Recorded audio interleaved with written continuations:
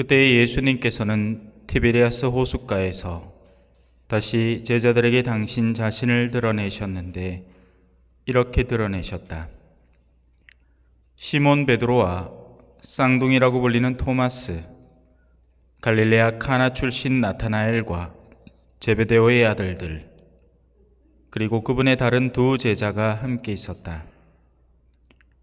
시몬 베드로가 그들에게 나는 고기 잡으러 가네 하고 말하자 그들이 우리도 함께 가겠소 하였다.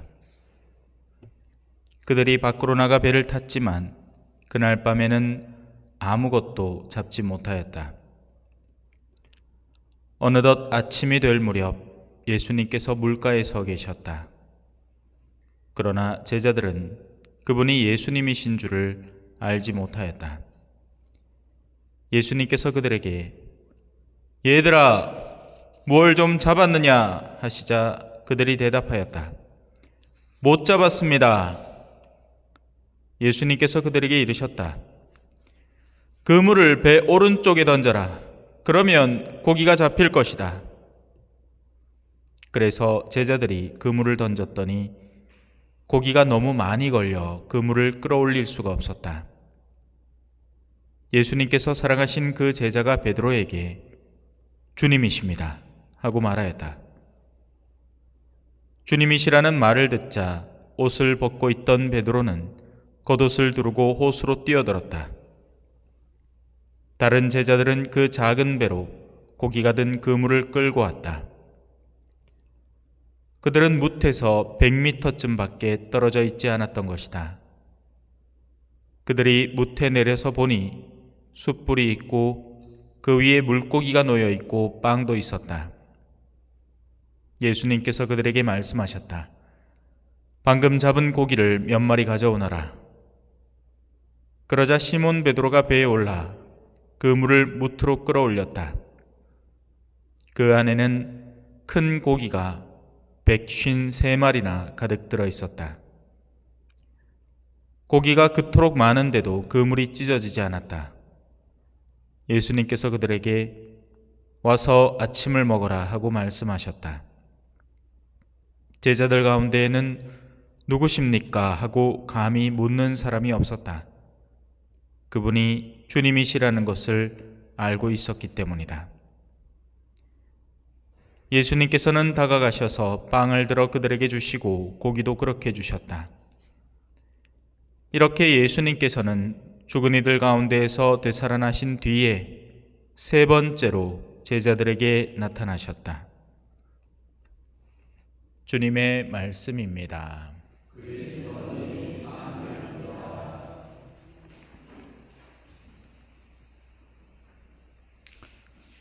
찬미 예수님, 제자들 가운데에는 누구십니까? 하고 묻는 사람이 없었다라고 표현을 합니다. 왜 그럴까요? 왜냐하면 예수님처럼 안 보였기 때문에 그렇습니다. 하지만 그들은 예수님인 줄은 알고는 있었습니다. 무슨 말인지 이해가 되십니까? 잘 안 되죠? 예수님의 겉모습이 완전히 다르게 바뀌었다는 겁니다. 그래서 그냥 보면 예수님인지 모른단 말이에요. 그러나 제자들은 그분이 예수님인 줄을 알고 있었다는 얘기죠. 만약에 지금 여러분 가운데 예수님이 있으면 뭘로 알아보실래요? 우리가 늘 보던 친숙한 예수 그리스도의 이미지, 그 중세 화가들이 열심히 멋들어지게 백인 미남으로 그려놓은 그 얼굴로 알아보실래요? 저 십자가의 길기도에 그려져 있는 것처럼 턱수염 벌벌 나고 막 머리 컬 들어가가지고 막 그런 모습이면 아이고 저 사람 예수님이다 할 거예요? 아닐걸요. 전혀 다른 모습일 겁니다. 이런 사람이 예수님이야 할 정도로 못 알아볼 겁니다. 심지어는 엠마오로 가는 두 제자에게 이 영화상에서는 이런 식으로 표현을 합니다. 예수님이 막 이래 뒤집어 쓰고 막 얼굴을 애써 가려가지고 시커멓게 해가 그래갖고 이제 그 사이에서 끼니까 못 알아본 아니에요. 그럴 리가 없습니다. 그냥 얼굴을 드러내고 그들에게 가까이 다가왔는데도 그들이 바로 옆에 바라보면서도 못 알아봤던 겁니다. 빵을 들 때야 저 행동과 저 감사기도와 저 안에 저 모든 일련의 행동들은 예수님께서 선물해 주시는 것이지, 거기에서 예수님을 알아보게 된 거죠. 그래서 예수님은 우리 가운데 있습니다. 우리가 그분을 못 알아볼 뿐이죠. 그분이 아닌 엉뚱한 데서 자꾸 예수님을 찾아서 그래요. 너희 가운데 가장 보잘것없는 이 하나에게 해준 것, 거기에서 힌트를 얻으면 됩니다. 자, 오늘 강론 시작하겠습니다. 어떤 향이든 거기에 알코올을 섞으면 그 농도가 옅어지기 시작합니다. 신앙도 마찬가지라서 신앙의 본질은 뜨겁고 강하고 뚜렷하고 확신에 차 있습니다. 원래 뜨거운 신앙은 그래요. 근데 그런 신앙이 옅어지면 어떻게 될까요? 의심하게 되고 흐릿하게 되고 유연한 흉내를 냅니다. 그럴 수도 있고 아닐 수도 있지 뭐. 황희정 맨키로 네 말도 옳다, 네 말도 옳다 극하고 앉았습니다. 내가 뭘 믿는지도 모르겠고 내가 믿는 게 맞는지도 모르겠고 그냥 대충 살면 되는 것 같고, 갈수록 신앙이 흐릿해집니다. 예수님이 참으로 하느님이시고 그분이 진정으로 부활하셨다는 것을 확신하고 있던 제자들은 뜨거웠습니다. 죽음의 위협도 그들을 꺼뜨릴 수 없을 정도로 뜨거웠습니다. 그리고 당대의 사람들은 다른 것에 물들지 않았습니다. 당대의 사람들, 당대의 시대에 같이 살아가던 다른 사람들은 덜 물들어 있었다는 이야기입니다. 그래서 마치 뜨거운 불이 마른 장작 가까이에 닿으면 쉽게 불부터 타오르는 것처럼 사도들의 신앙은 주변에 널리 퍼져갔습니다. 물론 이건 다른 얘기는 하지만 얼마 전에 우리가 소위 엠마우스를 가면서 저는 다른 것보다도 그게 너무 인상적이었습니다. 의성산불의 현장을 봤거든요. 저 멀리 산까지 다 타 있더라고요. 그때 강풍에다가 모든 것이 바싹 말라있던 시기였기 때문에 웬만하면 아무리 산 옆에 불을 질러도 풀이 추져 있으면 안 번집니다, 그렇게. 근데 하필 그날은 곳곳에서, 전국에서 그렇게 됐죠. 그렇게 뜨거운 신앙이 있고 마른 장작 같은 사람의 순수한 내면이 있으면 신앙은 쉽게 불붙는 겁니다. 맑은 정신에 더 참된 것을 추구하던 우리 조상들에게도 같은 일이 벌어졌죠. 얼마 전에 제가 고해소에서 항상 읽어오던 칠극을 다 읽었습니다. 우리는 옛날 것이라고 하면 낡았다 이렇게 표현을 합니다. 물론 낡은 게 있죠. 옛날에 있던 옷을 오늘날 입고 다니면 저 사람 복장이 왜 저래 이렇게 얘기할 겁니다. 근데 내면을 다스리는 영역에 있어서는 오히려 옛날의 향이 더 짙습니다. 오히려 현대가 엉망진창이에요. 누구를 스승으로 삼을지도 몰라서 점을 보러 다니는 지경에 이르렀습니다. 나를 이끌어줄 사람이 누군지 그걸 올곧게 내 내면에서 세우지를 못해서 심리학 박사한테 상담받고 정신과 의사 찾아다니고 그러고 있습니다. 우리가 성실하고 책임감 있게 나에게 맡겨진 주어진 역할을 충실히 할 때 내면이 올바로 바로잡히고 무언가 바로 설 것들이 지금은 다 흐트러져 있는 겁니다. 수많은 스승들이 나타났죠. 사람들은 제 욕구대로 자신의 스승들을 찾아 다닐 것입니다 라고 성경에 표현되어 있죠. 그래서 오늘날은 이 상황이 너무 달라진 겁니다. 현대의 사람들은 갖고 싶은 게 너무나 많고 이루고 싶은 게 너무나 많고 하고 싶은 것들이 너무 많아서 옛날에 해외여행이 어디 있습니까? 그죠? 예? 우리 아버지 처음으로 외국 나갔다 오시면서 그냥 외국 나갔다 온 그 자체 그러니까 일하러 나가신 거죠, 아버지는. 그것만 해도 대단한데 지금은 마치 뭐 해외를 안 나가면 여행을 안 갔다 온 것처럼 젊은 사람들은 그렇게 생각을 합니다. 그죠?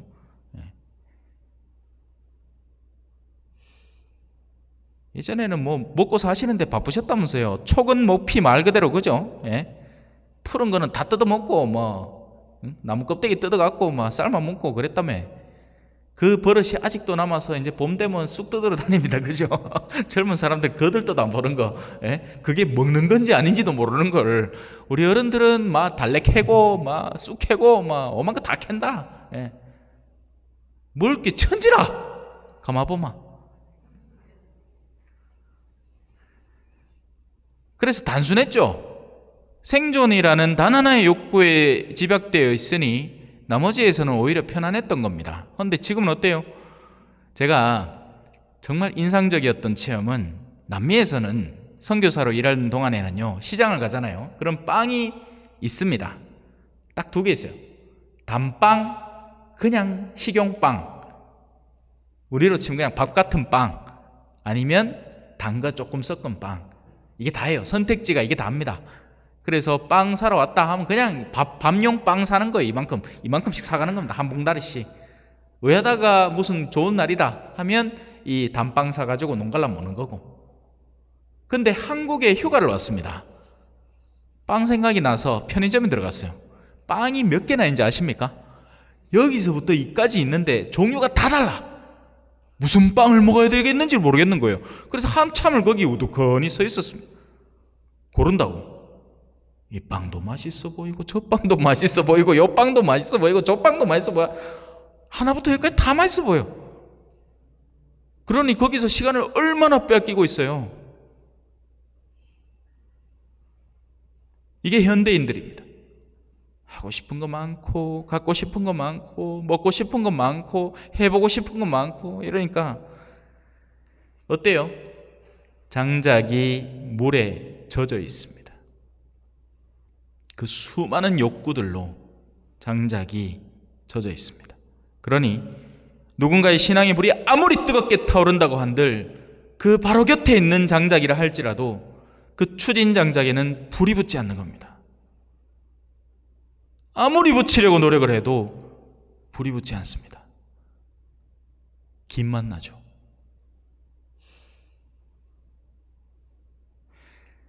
신앙은 영혼을 위한 현세의 포기를 가르치는데 이미 물들어 있는 세속이라는 것에 찌들어 있는 영혼 속에서는 그 목적을 이루기가 너무나 쉽지 않습니다. 지금의 어르신들은 여전히 40대, 50대에 가지고 있던 욕구들을 그대로 질질 끌고 아직도 가지고 있습니다. 여전히 돈 벌어야 되고 여전히 생계를 책임져야 되고 여전히 뭔가를 갖춰야 되고 여전히 뭔가를 마련해야 되는 욕구, 그게 하나도 변하지 않았습니다. 자식들이 어릴 때 걔들을 먹여 살리기 위한 이유라면 이해가 되겠습니다. 자식들이 다 컸어요. 근데 아직도 뭔가를 잔뜩 쌓아다가 뭔가를 물려주고 가야 된답니다. 그래서 일을 놓을 수가 없답니다. 나이가 이제 지긋하면 제3의 세대에 들어가서 이제 한창 꽃피던 세상에 대한 것들을 잠깐 내려놓고 이제 신앙의 본질을 파고들고 삶의 마지막 목적지를 향해서 나아가고 죽음을 예비하고 준비해 나가는 단계에 이르러야 되는데 이게 안 됩니다. 이게 안 됩니다. 잠깐 가르쳐 놓으면 또 금방 세속에 쩔어가지고 다시 돌아옵니다. 잠깐 이 신앙에 대해서 이야기를 해서 하느님에 대한 사랑을 키워놓고 그렇게 한다 한들 금세 또 어딘가 가서 잔뜩 한판 싸우고 옵니다. 마음이 완전 어지러워져서 옵니다. 이걸 몇 번이나 반복하고 있는지 모르겠습니다. 그 신앙의 꽃이 한창 피고 자라나야 할 아름다운 나이대에 여전히 주저함과 미심쩍음과 두려움이, 의심이 마음속 깊은 곳에 자리하고 있는 겁니다. 못 믿겠습니다. 신부님, 영원한 생명이 있다는 걸 어떻게 믿습니까? 눈앞에 세상이 요래 좋은데 좀에 더 살다 가야지. 아직 잃을 게 너무 많아서 그렇습니다. 잃을 게 많은 사람은 두려움이 많은 법이거든요. 잃을 게 많은 사람은 쉽게 도박을 하지 못합니다. 잃을 게 너무 많으니까. 하느님은 열매 맺지 못하는 이에게서 그 몫을 빼앗아서 열매를 맺는 이에게 주실 겁니다. 그리고 그때에 가서야 자신들이 무엇을 가지고 있었던가 후회하기 시작하게 될 것이지만 그때는 이미 늦은 때가 될 것입니다. 예수님께서는 너희 집 짓는 자들에게 버림을 받았지만 모퉁이의 머릿돌이 되신 분이십니다. 나오죠? 오늘 일독서 얘기입니다. 이 예수님께서는 너희 집 짓는 자들에게 버림을 받았지만 모퉁이의 머릿돌이 되신 분이십니다. 그분 말고는 다른 누구에게도 구원이 없습니다. 제발 엉뚱한 데에서 구원을 찾지 마십시오. 세상은 끊임없이 여러분을 속일 거거든요. 노후를 잘 준비해놔야지 구원을 얻지. 그게 구원이다. 외아든동 돈을 많이 벌어놓고 자식들 성공시켜놔야지. 그게 네 구원이다. 속일 겁니다. 속지 마세요. 사실 사람들에게 주어진 이름 가운데에서 우리가 구원받는 데 필요한 이름은 하늘 아래 이 이름밖에 없습니다. 그러나 이 믿음의 해가 닿기까지 우리는 얼마나 뜨겁게 데워져서 우리 안에 찌들어 있는 새 속성의 물을 말려야 할까요? 언제면 우리가 말라서 비로소 그슬리기라도 시작할까요? 뭔가 꽃신내가 싹 나야 되는데 아직까지 추진내만 나. 추진대다가 곰팡이까지 피어있어. 그 장작을 어디다 써, 그죠? 차라리 그거 던지고 새로운 장작 차라리 생가지라도 이 곰팡이 핀 거보단 낫겠지, 그죠? 가 말려서 쓰는 게 낫지. 그러다 보니 차라리 새 예비자들 모아서 비록 6개월이지만 열심히 가르치는 게 100배 낫습니다. 있던 장작 다 추져가지고 새 속에 푹 절어져 있는 거 꺼내가 그거 애써 말리려고 노력하는 것보다 차라리 생가지 꺾어갖고 금방 말리면 금방 말라봅니다. 잠시 묵상하시겠습니다.